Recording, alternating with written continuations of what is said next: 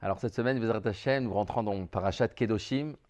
Parashat Kedoshim, c'est une paracha qui est très très riche et qui est liée aussi à cette paracha aussi de Haremot qu'on vient de lire nous en Eretz Israël et que en Chous Laret, ça va être justement le Shabbat de la semaine prochaine. Et il y a un point commun entre ces deux parachiotes qu'on va essayer un petit peu de goûter un petit peu ensemble. Les deux parachiotes nous parlent ici de Gilou et Arayot. Donc c'est-à-dire que toutes les relations qui vont être interdites entre l'homme et une femme, la Torah ici nous met en valeur que cet interdit n'est pas juste un interdit qui est localisé par rapport à la Avera en elle-même, mais ici on voit que la Torah nous dit, je vous lis le verset, il y a marqué Ushmartem et kol chukotai, donc vous devrez préserver toutes ces mitzvot-là, vet kol mishpatai, va sitem otam, velotaki etre maaretz. La Torah ici elle emploie un langage qui est très très particulier, ce langage qui est lotaki. Alors, si on traduit au sens littéral, l'otaki, ça veut dire vous ne vomirez pas, justement, en vos habitants. Donc ici, la Torah, elle emploie un mot qui est très particulier et très choquant. Ça veut dire que ici, les avérotes qui sont justement de toutes ces relations interdites, donc elles vont entraîner que Eretz Israël ne peut pas supporter ces avérotes-là. Eretz Israël va être obligé, en quelque sorte, de rejeter ses habitants. Donc là, on voit, la Torah nous met en place une relation qui est assez particulière entre, d'un côté, ces mitzvot-là, ces relations interdites que la Torah nous énumère, et de l'autre côté, entre la mitzvah de résider en Eretz Israël. Ça veut dire que résider en Eretz Israël, ce n'est pas anodin, mais la Eretz Israël est un petit peu vivante, on va en dire. C'est un peu comme une personne qui est vivante, et lorsqu'il y a un aliment, comme ça Rachid nous ramène, lorsqu'il y a un aliment qui est un petit peu, qui est extérieur, qui est abîmé, alors le cœur, automatiquement, il va rejeter cet aliment. Et donc là, c'est pareil. Eretz Israël, c'est une personne vivante. Et Eretz Israël ne peut pas supporter justement ces relations interdites et elle va être obligée de rejeter ses habitants. Alors on va essayer justement de voir pourquoi il y a une relation aussi forte entre le Issour de Gilou et Arayot et d'un autre côté entre Eretz Israël. Pourquoi cette Avera si particulière, Eretz Israël ne peut pas supporter. Il y a plein d'Averot dans la Torah et pourtant, c'est que par rapport à celle-là que ça a été mentionné que Israël ne veut pas supporter cette Avera. Donc on va essayer de voir un petit peu cette relation qu'il y a entre d'un côté le fait de résider en Eretz Israël et on va voir justement la beauté d'Eretz Israël et la grandeur de ce que c'est résider en Eretz Israël et par rapport à cette Avera ici que la Torah nous énumère. Alors il y a deux sources qui sont très très spéciales. On voit que lorsque les 12 tribus, les 12 enfants de Yaakov sont venus se partager Eretz Israël, sont rentrés en Eretz Israël pour résider en Eretz Israël, finalement, il n'y en a eu que 9 et demi. Il n'y a eu que 9 tribus et demie qui se sont installées en Eretz Israël. Et il y a 2 tribus et demie qui ont, eux, choisi plutôt de résider en dehors d'Eretz Israël, ce qu'on appelle mi-Ever la Yarden, c'est-à-dire derrière le Jourdain. Et donc, ils sont restés au port d'Eretz Israël. Ils ont préféré justement résider à l'extérieur d'Eretz Israël. Ces tribus sont Gad, Réhouven et Chetzi Ménaché, et la moitié de Ménaché, donc ce qui fait 2,5. Et la Torah, lorsqu'on voit dans les parachutes du Sefer Bamidbar, la Torah ici nous explique comment ça se fait que ces 2 tribus et demie ont choisi de rester en dehors d'Eretz Israël. Alors effectivement, beaucoup de choses ont été dites sur ça, hein, mais lorsqu'on voit ce que les versets de la Torah nous disent, tout simplement, il y a marqué que c'était un peuple, c'était des tribus qui étaient très nombreuses, qui avaient beaucoup, beaucoup de bétail. Et donc, ces tribus-là devaient avoir un certain territoire qui soit assez large pour pouvoir pâturer là-bas et donner justement de la verdure à leurs animaux. Et la part qu'ils devaient recevoir en Eretz Israël n'était pas suffisante pour eux. Donc, ils ont choisi de rester en dehors d'Eretz Israël pour avoir un territoire qui soit beaucoup plus grand. Mais le Chida nous ramène au nom du Harizal, que en fait, c'est une fausse excuse. C'est-à-dire cette excuse que la Torah nous donne, c'est juste pour ne pas faire honte à ces 2 tribus et demie. Mais en fait, la vraie raison, c'est qu'il y a une faute qui a été décelée justement au sein de ces 2 tribus et demie qui sont Réhouven, Gad et Ménaché. Quelles sont les erreurs qu'on leur reproche? Alors, on va commencer par Réhouven. Et Réhouven, le premier, il y a marqué que la naissance de Réhouven, elle a été un petit peu particulière. Réhouven, c'est le Bechor, c'est le premier des 12 tribus. Et donc, cette naissance a été un peu particulière. Comme on sait tous, Yaakov devait se marier avec Rachel, qui était sa première femme qui était prévue. Et en dernière minute, Rachel a été inversée. Et donc, finalement, Yaakov est allé avec Léa.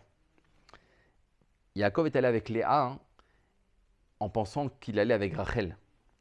Et donc, ici, il y a un petit peu, on va dire, une certaine erreur qui s'est faite dans la relation entre Yaakov et Léa. Yaakov pensait que c'était Rachel et il était allé avec Léa. Et cette fusion-là qui s'est faite, cette relation-là qui s'est faite entre Yaakov et Léa, bien qu'elle n'était pas interdite, mais malgré tout, il n'y a pas eu justement une union totale qui s'est faite à ce moment-là. Sachant que dans la tête de Yaakov, il pensait que c'était Rachel. Donc du coup, il n'y a pas eu une union totale qui s'est faite avec Léa. Et donc, ça a entraîné, on va dire, un petit défaut dans la naissance de Réhouven. Et c'est même ramené dans la halakha, le Magan Avraham nous dit clairement, il nous dit que justement cette relation-là, qui a été à un certain niveau, au niveau de Yaakov problématique, lui a été reprochée. Et donc c'est pour ça que Réhouven n'a pas eu le mérite de rentrer en Eretz Israël. C'est-à-dire qu'ici, il y a une notion qui est très très forte. C'est-à-dire que la relation qui s'est faite entre Yaakov et Rachel, Yaakov et Léa, le fait que cette relation n'était pas entière, alors ça, dans la naissance de Réhouven, ça a entraîné justement l'interdiction de rentrer en Eretz Israël. Donc ici, on voit de manière clairement que la relation qu'il y a, la relation intime qu'il y a entre l'homme et la femme, eh ben, elle a aussi une relation très très proche par rapport à le fait de rentrer en Eretz Israël. S'il y a un problème dans la relation, alors on aura l'interdiction, entre guillemets, de rentrer en Eretz Israël. Et c'est ce qui s'est passé avec Réhouven. C'est vrai que Réhouven, finalement, on n'a pas eu le mérite de rentrer en Eretz Israël. Ça, c'est pour Réhouven. Par rapport à Gad, il est marqué que lorsque Gad il vient de Zilpa, qui est la servante de Léa, il a marqué que Léa a donné Zilpa à Yaakov sans son accord. Encore une fois, on voit que la relation n'était pas interdite avec Zilpa, mais encore une fois, il n'y avait pas l'accord de Yaakov. Ce défaut-là a aussi entraîné donc la naissance de Gad et ce qui a empêché à Gad de rentrer en Eretz Israël. Et le troisième, qui est très joli, qui est ramené par le Bnei Issachar, nous dit pourquoi Chetzi Ménaché, pourquoi la moitié de la tribu de Ménaché n'est pas rentrée en Eretz Israël. Il nous explique que Ménaché, il est le fruit de la relation entre Yosef et Osnat. Yosef et Osnat. Yosef s'est marié avec Osnat, qui a donné justement naissance à Ménaché et Ephraïm, qui sont les deux enfants de Yosef. De qui vient Osnat? Osnat vient de Shrem et de Dina. Donc finalement, si on se met un petit peu en place, on met l'arbre généalogique de cette famille-là, si on voit les grands-parents de Osnat, eh ben, il y a d'un côté Dina et Shrem, Dina qui vient d'une lignée qui est Gdosha, qui est sainte, et d'un autre côté on a Shrem qui vient justement de la côté impur de la Touma. Et de l'autre côté, on a Yosef qui vient d'Avot Akdoshim. C'est-à-dire que finalement, dans les grands-parents, il y a seulement le grand-père Shrem qui est un petit peu justement qui fait défaut. Ça veut dire qu'il y a un quart des grands-parents justement qui fait défaut. C'est pour ça que parmi les deux enfants qui sont Ephraïm ou Ménaché, on a pris un quart de ces deux enfants qui a la moitié de Ménaché, donc la moitié de Ménaché qui fait un quart par rapport à ces deux enfants-là. Et encore une fois, cette relation-là qui a fait défaut, c'est pour ça que Shrem, la moitié de Ménaché ne pourra pas rentrer en Eretz Israël. Donc ici, on voit que, de nouveau, la relation qui s'est faite entre Yosef et Osnat, alors ça a entraîné un défaut, un bgam dans ses enfants, et donc à nouveau, ils ne pourront pas rentrer en Eretz Israël. C'est-à-dire qu'ici, on voit que le point commun de ces deux tribus ennemies qui sont Réhouven, Gad et la moitié de Ménaché, finalement, ils ont un point commun, qui est que lorsque la relation intime a fait défaut, alors ils n'ont pas le droit de rentrer en Eretz Israël. Eretz Israël ne supporte pas juste ce défaut dans la relation intime, et donc ça fait qu'elle va le rejeter, ses habitants. Et à tel point que, ici, ce sont les trois enfants de Yaakov, parmi les tribus d'Eretz Israël, à cause de ce défaut qui s'est passé dans cette relation-là, ils ne pourront pas rentrer en Eretz Israël. Ça, c'est ce qui est marqué dans les textes. Maintenant, on va essayer un petit peu de goûter un peu plus à ça et de voir vraiment quelle est cette relation profonde qui est entre Eretz Israël et cette relation intime. Il est marqué que la grandeur d'Eretz Israël, quels sont les critères qui font que Eretz Israël est au-dessus, est différente justement, se différencie de toutes les autres terres du monde, c'est une terre qui est appelée Eret Zavat Chalav Udvash. C'est-à-dire c'est une terre où il va couler du miel et du lait. Le miel et le lait, il est marqué que lorsque le Ham Israël était en Mitzraïm, alors les mères ont accouché de triplés, de 6 enfants, d'après plusieurs midrashim, c'était même de plus que ça. Comment ils ont été nourris? Il y a marqué qu'il y avait deux boules qui étaient dans la terre, qui étaient une boule de miel et une boule de lait qui se trouvait justement dans la terre et qui nourrissait justement les enfants d'Eretz Israël. Ça veut dire que le Ham Israël a été nourri par cette terre-là de manière miraculeuse. Et on dit c'est un petit peu justement comme la poitrine d'une mère.